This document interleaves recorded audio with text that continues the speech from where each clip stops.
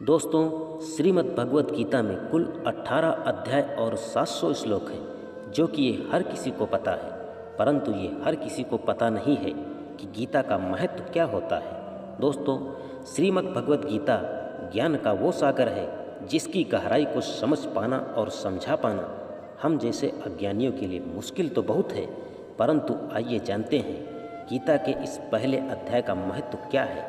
दोस्तों, गीता के पहले अध्याय के महत्व को जानने से पहले जान लीजिए गीता के पहले अध्याय का नाम अर्जुन निषाद योग है। इस गीता के प्रथम अध्याय का महत्व एक बार मैया पार्वती जी ने महादेव जी से पूछा कि हे नाथ, किस ज्ञान के बल पर संसार के समस्त प्राणी आपको शिव कहकर पूजते हैं। मृग छाला ओढ़े और अपने सभी अंगों में शमशान की विभूति लगाए, गले में सर्प और नरमुंडों की माला पहने हुए हो, इनमें तो कोई भी पवित्र नहीं है, फिर आप किस ज्ञान के बल पर पवित्र माने जाते हो। तब महादेव ने उत्तर दिया, हे प्रिय, मैं गीता ज्ञान को अपने हृदय में धारण करने से पवित्र माना जाता हूँ। इस पवित्र गीता ज्ञान से मुझे बाहर के कर्म अंदर नहीं व्यापते। जिस पर मैया पार्वती जी ने कहा, हे भोलेनाथ, जिस गीता की आप इतनी प्रशंसा करते हैं, उसके श्रवण करने से कोई कृतार्थ हुआ भी है या आप ही उसकी प्रशंसा करते हैं। महादेव ने उत्तर देते हुए कहा कि इस कथा को सुनकर बहुत से जीव कृतार्थ हुए हैं और आगे भी होंगे। प्रिय, मैं तुम्हें एक कथा सुनाता हूँ, बस इस कथा को आप अंत तक ध्यानपूर्वक सुनना, आपके मन का सारा भ्रम दूर हो जाएगा। कथा को शुरू करते हुए भगवान भोलेनाथ ने कहा, प्रिय, एक समय पाताल लोक में शेषनाग की शैया पर श्री नारायण जी आंख बंद कर आनंद में मग्न थे। तब उस वक्त भगवान के चरण दबाते हुए लक्ष्मी जी ने पूछा, हे प्रभु, निद्रा और आलस्य तो उन पुरुषों को व्यापता है जो लोग तामसी होते हैं, फिर आप तो तीनों गुणों से अतीत हो, आप तो वासुदेव हो, आप जो नेत्र मूंद रहे हो, इससे मुझको बड़ा आश्चर्य है। जिस पर नारायण जी ने उत्तर देते हुए कहा, हे लक्ष्मी, मुझको निद्रा आलस्य नहीं व्यापता।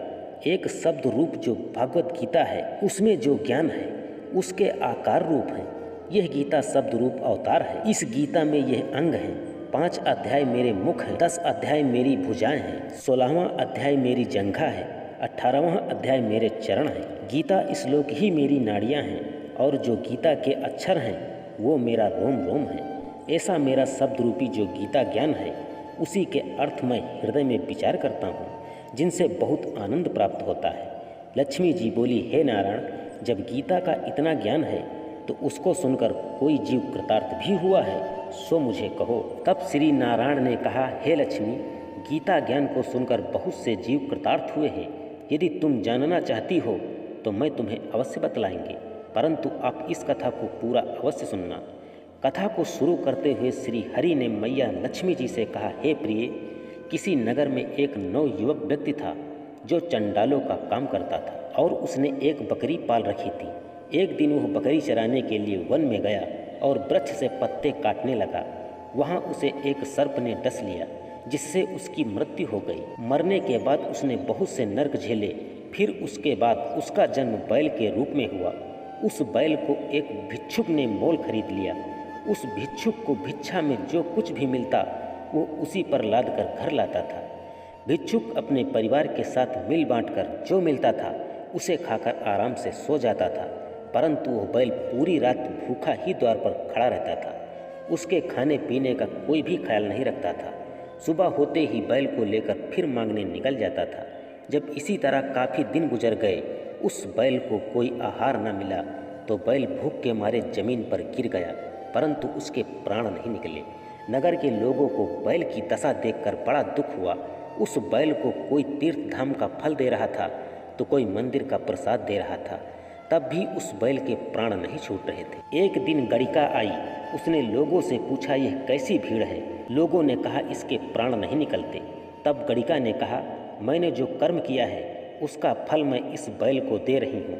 इतना कहते ही बैल की मुक्ति हो गई। उसके बाद उस बैल ने एक ब्राह्मण के घर जन्म लिया। पिता ने उसका नाम सुशर्मा रखा।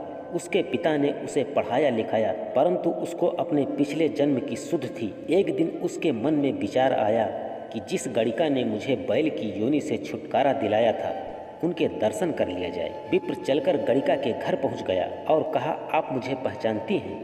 गणिका ने कहा, मैं नहीं जानती, तुम कौन हो? तब उसने कहा, मैं वही बैल हूँ जिसको आपने अपने पुण्य दिए थे। तब मैं विप्र के घर जन्मा हूँ, आप अपना पुण्य बताएं। गणिका ने कहा, मैं स्वयं कोई ऐसा पुण्य का कार्य नहीं किया, परंतु मेरे घर एक तोता है, वो रोज सवेरे कुछ पढ़ता है, मैं उसका वाक्य सुनती हूँ, उस वाक्य का फल मैंने तुम्हें दे दिया। तब विप्र ने तोते से पूछा कि तू सवेरे क्या पढ़ता है? तोते ने कहा, मैं पिछले जन्म में विप्र का पुत्र था, मेरे पिता ने मुझे गीता के पहले अध्याय का पाठ सुनाया करते थे। एक दिन मैंने गुरु से कहा कि मुझको आपने क्या पढ़ाया है? गुरु ने क्रोध में मुझे श्राप दे दिया कि तोता बन जा। इसके बाद मैं तोता बन गया। एक दिन बहेलिया मुझे पकड़ कर ले गया और एक विप्र ने मुझे मोल खरीद लिया। वह विप्र भी अपने पुत्र को गीता का ज्ञान सिखाता था। तब मैंने भी यह पाठ सीख लिया। उसी दिन विप्र के घर चोर घुस गए। उन्हें धन तो प्राप्त नहीं हुआ, लेकिन वह मेरा पिंजरा उठा ले आई। उनकी यह गणिका मित्र थी, वह मुझे उसके पास से ले आई। सो मैं नित्य प्रातः गीता जी के पहले अध्याय का पाठ करता हूँ, जिसे यह गणिका भी सुनती। पर इस गणिका को समझ में नहीं आता मैं जो पढ़ता हूँ वही उस गणिका ने उसे दिया था। वह श्री गीता जी के पहले अध्याय का फल था। तब विप्र ने कहा कि हे तोते, तू भी विप्र है, मेरे आशीर्वाद से तेरा कल्याण हो। सो हे लक्ष्मी, विप्र के इतना कहते ही वो तोता भी मुक्ति को प्राप्त हो गया।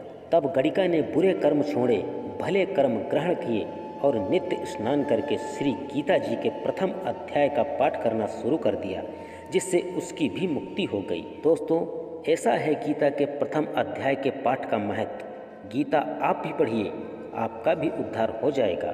दोस्तों, आशा करता हूँ कि यह वीडियो आपको पसंद जरूर आया होगा, और यदि वीडियो पसंद आया हो तो वीडियो को लाइक करते हुए चैनल को भी सब्सक्राइब अवश्य कर लीजिएगा। धन्यवाद।